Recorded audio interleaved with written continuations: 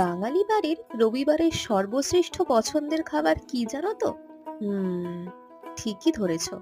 সাদা আলুর চচ্চড়ি, সাথে ফুলকো লুচি, সর্ষের তেলের মধ্যে কালো জিরে আর শুকনো লঙ্কা, সাথে অল্প হিং ফোড়নে দিয়ে, ছোট করে কাটা আলু আর মটরশুঁটি দিয়ে, জল আর মশলা দিয়ে নেড়ে ঘেটে ওই 3 থেকে 4টা সিটি, ব্যাস রেডি। আর এই যে ডুবো তেলের মধ্যে ছোট্ট করে লেচি করে রাখা লুচি, গরম তেলে দেওয়া মাত্রই দেখো কি সুন্দরী না ফুলে উঠেছে।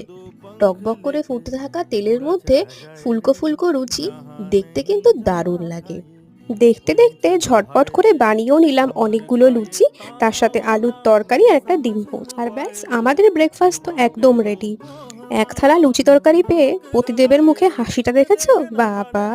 সানডে স্পেশাল ব্রেকফাস্টে তোমাদের মেনুতে কি রয়েছে নিচে কমেন্টে লিখে জানিও, আর ভালো লাগলে লাইক